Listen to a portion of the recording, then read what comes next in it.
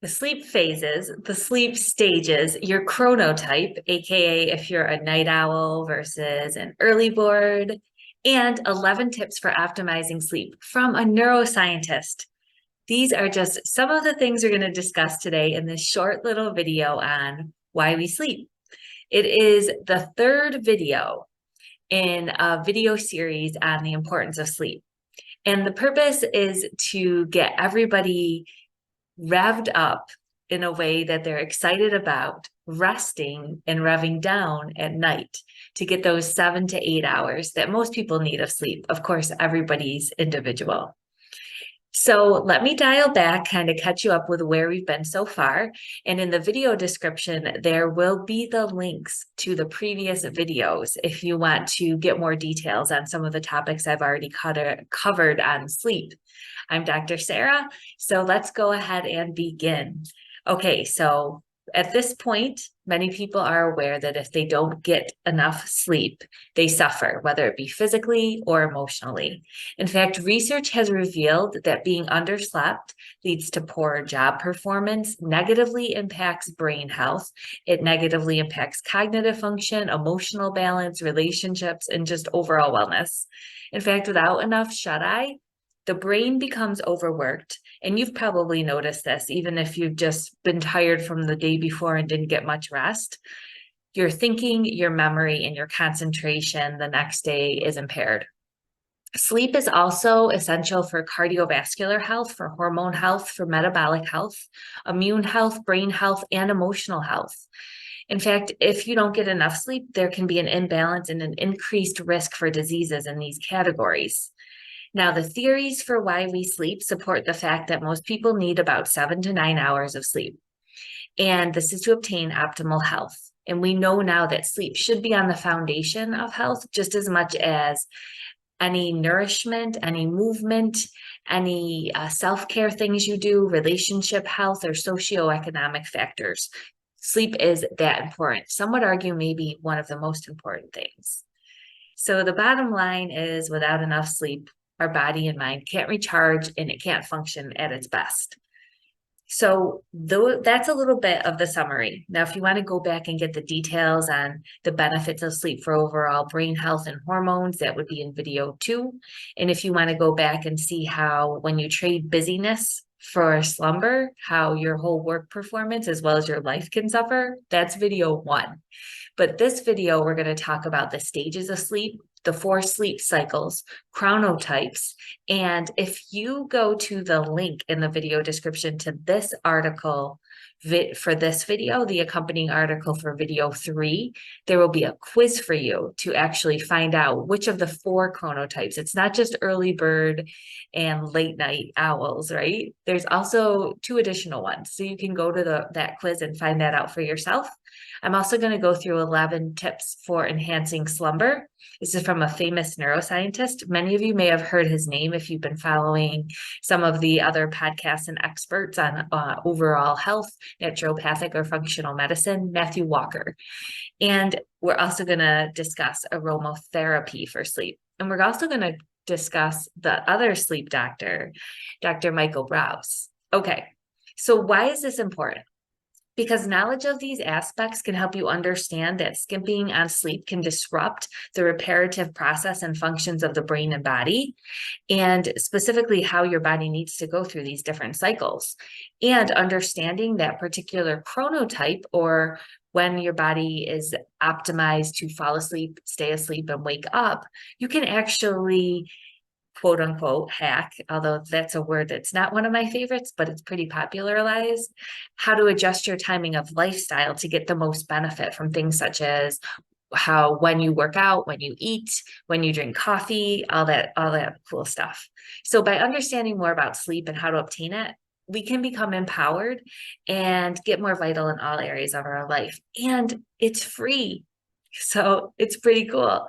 One thing we can do for ourselves.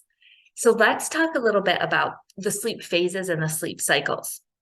So our body follows a specific sleep cycle, and it's divided into 4 stages with a distinct timings, amounts, and functions. So they're broken up into stages 1 and 3 and stage 4. Stage 1 and 3 are known as non-rapid eye movement sleep, and stage 4 is the rapid eye movement sleep. And interestingly is that it got divided into those 2 categories based on what our eyes do, but it's more than that, and I'll go through that in a little bit. Now, the overall kind of summary is that stage 3 is the deepest phase of sleep, and that's a time of intense repair and memory consolidation. The most brain activity, memory consolidation, and emotional processing is believed, though, to occur during REM sleep. So that's the stage 4, kind of gets its own category there. And most people go through 4 to 6 non-uniform cycles. So in other words, the timing is different of these different cycles, but they go through these stage 1, 2, 3, and 4, 4 to 6 times throughout the night. And each cycle ranges from 90 to 120 minutes. So NREM sleep consists about 75 to 80% of the duration of sleep. And during the first half of the night, sleep is the deepest. With each cycle, the amount of deep sleep actually decreases. So you can see where as if we go through these kind of 4 to 6 cycles, when we cut down on our sleep, we can cut down on these cycles, and that can impact brain and body health. Let's look at the 4 stages of sleep so that we have an understanding of what our brain and body is doing during those times. Stage 1 lasts about 1 to 10 minutes, and it's the transition phase. It's kind of where you're starting to sort of know that you're falling asleep. It's that delicious sensation of finally, I'm going to be knocked out for a little bit here. And during this light non-REM sleep, the heart rate, the breathing rate, your eye movement, your brain waves slow down. You're actually producing theta waves, which are very slow brain waves. The muscles relax. Sometimes people even twitch in stage 1. Then you move on to stage 2, which is 25 minutes. It's about 50% of your sleep time. This is where you move into deeper non-REM sleep. This is greater muscle relaxation. Your eye movements actually stop. Your body temperature lowers in this phase. We start to see sleep spindles in stage 2. And these are bursts of rapid rhythmic brainwave activity. They're thought to be a feature of memory consolidation and cortical development. So you see you're getting this major relaxation in stage 1. Now we're starting to actually get these bursts of brain activity that are showing us that something's happening here to optimize our memory and to develop our brain, stage 2. Stage 3, 30 to 60 minutes in length. This is the deepest phase of sleep, which I discussed. It makes it hard to wake people up when they're in stage 3 phase. So this is where you might be shaking someone and it's trying to wake them up. They didn't hear the noise. They're in the deepest phase of sleep. You might have been in sleep stage 1, right, when you heard the noise. So you were more easily startled. Now, this is where heart rate, breathing, and brainwave patterns, which are delta at this point, for those of you who care about brainwaves, become more regular. And this is a phase where the body starts to make physical repairs in stage 3. Declarative memory, which is your general knowledge about general things in the world, personal experiences, all of that are consolidated into the brain at this time. So you can see where if you cut this sleep cycle short, you're going to be deriving yourself or devoiding yourself of physical repairs as well as consolidation in the brain. Stage 4 can be 1 to 60 minutes. It's REM sleep. And remember, most of your sleep is going to be in the stages 1, 2, and 3. Now, REM is a term for rapid eye movement, and it's appropriately named because the eyes actually move quickly and rapidly from side to side at this point in the cycle. During REM sleep, the physiology actually becomes more erratic. Your blood pressure, your breathing rate, your heart rate, it becomes irregular. And it's also the phase most associated with dreaming. But dreams can occur throughout the other phases, but this is where most dreaming is thought to occur in REM. Declarative memory and emotional memory processing occurs at this time. Again, this is a time of memory consolidation. Sleep paralysis can occur in REM sleep, and that's where the muscles lose tone. You ever maybe woke up in the middle of REM, you might have noticed your body feels almost paralyzed. Initially, REM lasts 10 minutes. Again, it's going to progress to an hour as we cycle through these sleep phases, because remember, sleep gets less deep and deep and deep as we go through these cycles throughout the night. So each phase has a distinct function. Disrupting one length of sleep time can alter your sleep pattern. So say you cut your sleep short, I'll refer you to some of the masters and sleep experts here. And but if you cut your sleep short, what ends up happening is you cut these stages short, and it trumps your ability to repair your brain and your body. And what ends up happening is you continuously try to make up for that. You try to cycle through these sleep phases either quicker or in a different pattern the next night. So it's really important to optimize your sleep timing. And again, don't be scared. We'll talk about ways that we can do that a little bit later on if you're having problems falling asleep. But you can see why it's important to understand this so that you'll be less likely to do it, and you can incorporate it into allowing yourself more time in bed.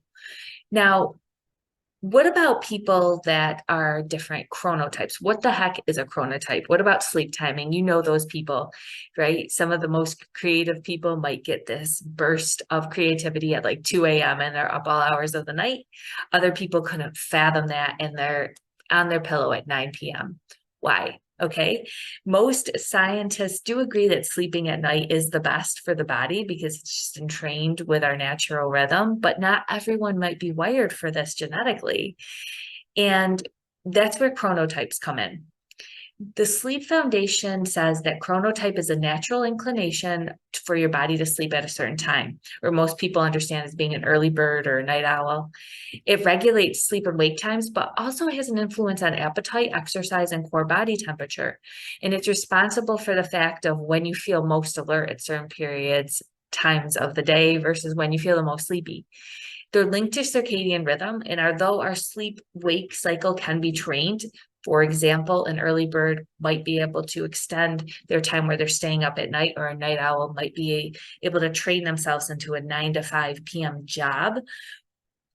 It doesn't alter the amount of time you need to sleep, but it can make it harder for people to adapt.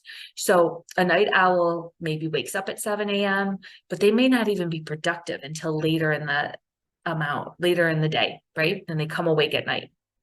Conversely, an early bird may wake up bright and chipper for the 7 a.m. shift and start to feel sleepy in the late afternoon.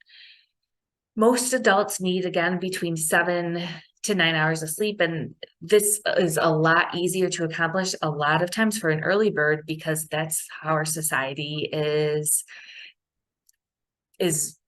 goes, right? Most people work 9 to 5. So for a night owl, they'll have problems falling asleep, say before 1 a.m. It's going to be harder for them to get appropriate amount of sleep, especially if they're not in their own business or can set their own schedule. So scientists actually consider it difficult, if not impossible, to actually change one's chronotype. So unfortunately, if you're sleepy until the afternoon when you start to wake up, it's kind of what we have to deal with.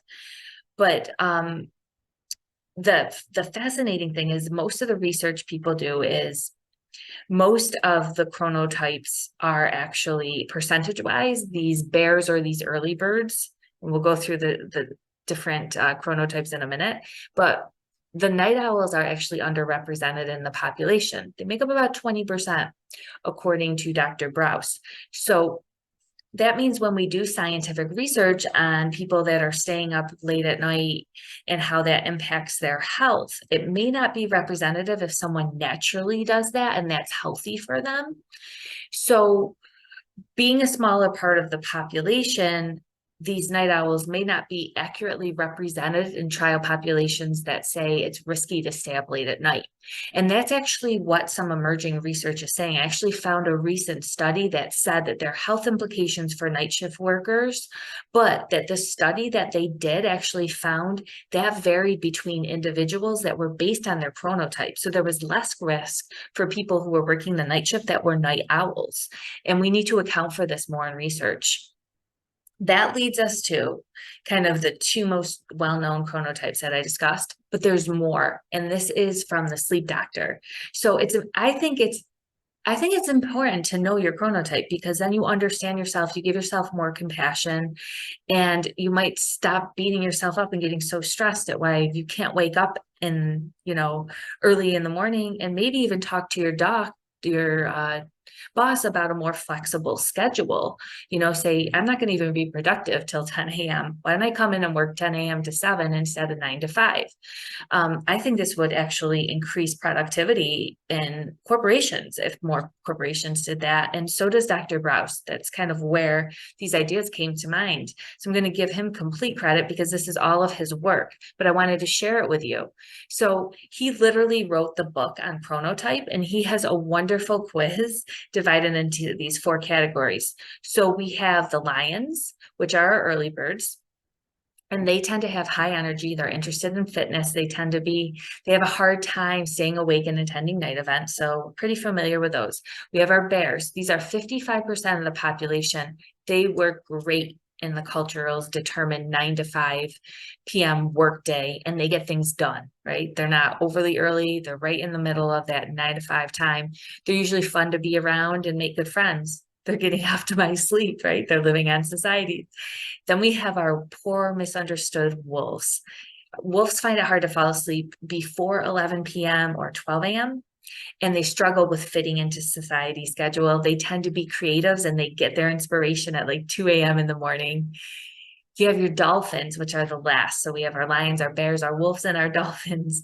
And these are poor unfortunates that they want to wake up like a lion, but they have genetically erratic sleep patterns. It makes it hard for dolphins to get into deep slumber and to feel rested if they get up early. Evolutionarily, they may have been the night watchers over the tribe. So if you're somebody that's never really been able to sleep well, and maybe you felt fine, but then you learned all about the importance of sleep and you've tried to fit into the schedule, and then you've been totally stressing out about it, and it's probably maybe related to the fact that you're just genetically more an erratic sleeper. And it'd be important to know that, because then the stress that you're having over not sleeping optimally may be mitigated a little bit, and you can work with that, right? So if you know your chronotype, there's a book that Dr. Brous wrote, and he actually says there's specific times of day that are optimized for, say, a wolf or bear, a lion or dolphin to work out, for them to have their caffeine. And it's based on these shifted circadian patterns and how the hormones are shifted related to that.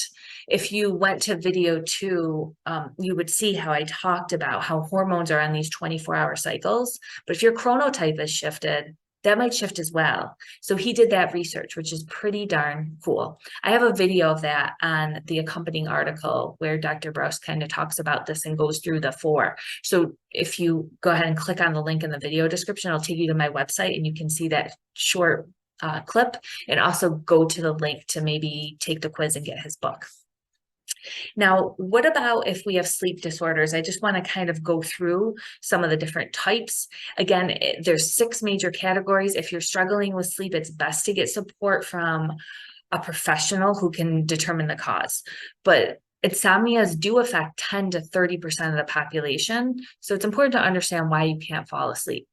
There's sleep-related breathing disorders. There's central disorders of hypersomnolence, which means increased sleeping times, people that need more sleep. Circadian rhythm sleep wake disorders. So that's people who may have a totally inverted sleep cycle, and it's not related to being a night owl or an early bird. And then there's sleep-related movement disorders.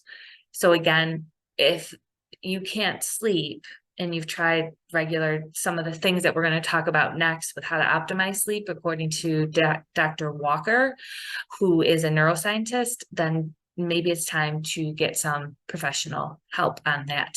So Dr. Walker is actually the founder director of the Center for Human Sleep Science, and he is in the University of California at Berkeley. He's author of the international bestseller book. You probably heard about it, Why We Sleep. It came out in about 2017. And there was a blog I found where he goes through 11 general tips for better sleep. So let's go through those, because now we know why we want to sleep, right? How it influences our work, our brain health, how it influences our over health, how there's different cycles that we want to catch and make sure we get during, different phases of the sleep during the night, and why that's important for our brain reparative processes and our memory and our physical repair. Here are some things to optimize those sleeps. So one is to have a regular nighttime routine. So if we stick to a consistent bedtime and awake time, the circadian rhythm or the sleep and wake cycle and hormones become more balanced. They like this consistency. It also prevents physical and mental fatigue from catch-up sleep. This can be where you might think that you can get away with less than 6-7 hours during the week, and you try to make up for that in the weekend. The brain never fully recovers, according to Dr. Matthew Walker. So we want to avoid that and spread out our sleep generously throughout the whole week and the weekend. We want to avoid late night workouts, and that's defined as 3 hours or less before you go to sleep, because then your brain and body are just too revved up. You want to reduce caffeine and nicotine consumption. Now, caffeine's a stimulant, and what it does is it suppresses the compound adenosine, which helps us feel more alert when we suppress the adenosine, which is a sleepy molecule. So you don't want to drink it too close to bedtime, especially if you know that you metabolize caffeine slow. You could go through all the biochemical pathways of CYP-A12 and all of those different fun liver metabolisms, or you could just know that when you drink caffeine, you tend to stay awake and sleep not great. So if you're one of those people, drink caffeine more towards the earlier end afternoon. And then as far as nicotine, that's a stimulant too. You might just want to avoid that altogether. Now, alcohol is another thing that can be deceiving, because you can think it can relax you and make you fall asleep. But the problem is the kind of sleep that you get actually robs you of that REM sleep, which is imperative. Again, remember, for some of these memory consolidation and brain processes. So it deteriorates your sleep quality, and that's going to impact your brain health. So you want to avoid alcohol. New studies are coming out saying even no alcohol is probably the best. I hate to say that to you. Most people are going to partake, so just be mindful of that. And they're saying about 1 to 2 a week is where it doesn't start to increase your risk for various diseases. That's a side note, but just FYI. You want to avoid eating late at night, because heavy meals and many liquids before bed can interrupt your digestive process as well as bathroom breaks as you're sleeping. That being said, people with low blood sugar may need to have something before they fall asleep to keep their blood sugar regulated. So again, we want to individualize these, but these are just basic general tips. Now, you want to check your medications, because some medications actually are stimulatory. Certain heart medications can be, so check with your doctor when you go in. If you're having problems sleeping, say, could some of my medication be keeping me awake? You want to create this time at the end of the day where you're signaling to your brain and body, it's time to rest. So different night rituals you can do, like keeping a journal is also helpful, where you can write out your emotional stressors and just get them on paper and out of your head, so you're not ruminating about them at night. Some of the things I do is gentle yoga stretching. I might have relaxing music. I turn down the lights, start to do things that are calming, some yoga poses, etc. Taking a warm bath. This helps because your brain actually needs you a little bit chillier to fall asleep. So it might seem counterintuitive to have a warm bath, but what the warmth does is it diverts blood flow, so that after you're all warm and toasty, your body releases the heat and it helps cool you down, so you get chillier. You want to keep your cell phones and devices out of the bedroom, because they are such brain triggers that just knowing that it's in the bedroom can actually keep people more awake. One of a cool hack that I like is number 10, is to glance at the morning sun and then dim the lights at night. So you're aiming to peer indirectly, not directly, into the sun. You don't want to damage your eyes, within about 30 minutes when you wake up. And then turning down the lights at night, because if you have too much light at night, it suppresses your melatonin, which helps you fall asleep. And this can help balance out your circadian rhythm. And then finally, if you're having troubles falling asleep, don't stay in bed. It's better to just get up, do something relaxing, and then go back to sleep. Well, one of the most obvious reasons for doing that is you're going to stress yourself out if you're just lying there trying to sleep and getting frustrated. And we want to make nighttime signal it as a time of relaxation. So remember, even if you're just kind of getting the phase one sleep, you're getting something. I think too, part of the downfall of knowing so much about sleep's benefits is that people can stress out if they don't get it optimized or right. But we want to just remember life's about balance, right? And there's good that we can get from when things, don't let best be the enemy of better, I guess is what I'm trying to say. Now, there's some other naturopathic tips that I use with my clients: mindfulness-based practices, breathing exercises, emotional freedom technique, or tapping, and of course, essential oils. Let me just, because I love essential oils and they are so amazing for mind body relaxation. We just tell you the top three that help lower stress, which for a lot of times is linked to people who are having problems falling asleep for that reason. So if that's the underlying reasons, these three oils might be something to try because they've been found in small clinical studies to lower cortisol, which is a stress hormone, which can keep melatonin lower than it needs to be, because melatonin and cortisol are kind of on the opposite ends of the spectrum. So lavender, clary sage, and bergamot are the three oils: lavender, clary sage, bergamot. And lavender, somebody asked me on my Facebook group. I have a Facebook page, I have a Facebook group where we talk about stress, mind, body, mood. They asked me when I posted about essential oils for stress, what about essential oils for melatonin? And my initial response was, I don't know. There's no studies I know of directly related to essential oils helping modulate melatonin. And before I answered her, I said, I better check this out. So I researched it and I did find a study, and guess which one actually modulates melatonin, enhances melatonin. There's a small study that showed lavender actually inhaling at night lowered cortisol and it raised melatonin levels. So that's pretty cool. Works in two ways. All right. This was a mega video. I know you can tell I am passionate about sleep. Again, it is a foundation that many people can do that they're ignoring, that will just make you feel so much better if you start to, decrease your awake time and increase your sleep time a little bit at a time. We learned about the different stages of sleep, the 4 sleep cycles, and how each of them has their function, and how our body needs all of them to optimize brain and physical reparative processes, as well as memory consolidation. We learned about chronotypes. There's 4 different types. We learned about the lions, the bears, the wolves, and the dolphins, and why it's important to know that so that you can optimize your timing for lifestyle and other things. We learned about 11 tips for enhancing sleep. If you want to catch them all, because maybe I went too fast, or you want to review them, again, remember there's an accompanying article in the video description. And then we talked about aromatherapy. Remember those 3 oils. We got bergamot, we got clary sage, and we got lavender. So it's important to understand these things because knowledge of the sleep cycles can help you understand that cutting sleep short can interrupt brain repair and restoration and emotional and declarative memory. Learning your particular chronotype, bear, lion, wolf, or dolphin, can be helpful to optimize the timing of your lifestyle interventions.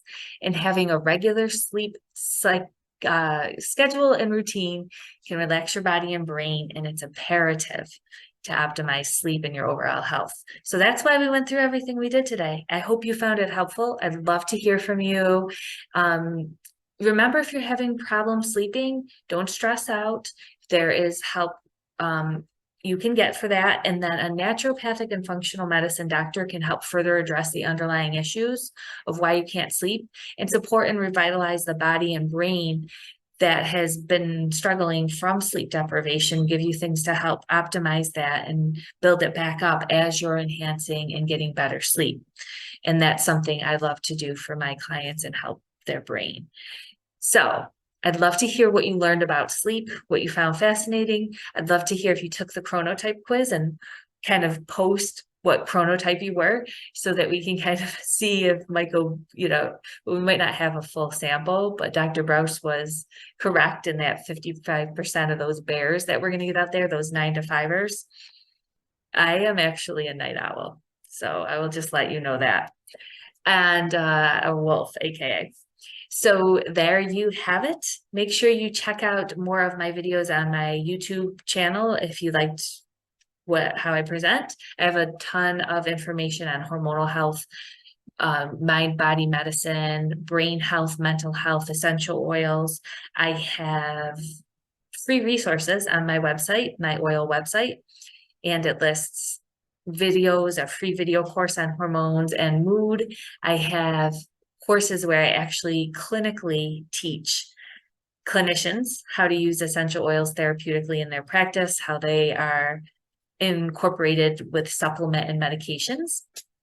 And I just have a bunch of things that I love to share. And I have an upcoming program in the near future, not too near, but I'm still working on it. So if you're interested in mind, body, heart, medicine, and transformation and living your best life from a different mindset and not from a cookie cutter based protocol with to do stuff versus what's right for you, you'll be interested in this program. Trust me. All right, I will leave it there. I hope you have a wonderful day or night whenever you're watching this, depending on your chronotype, and I will talk to you soon. Bye.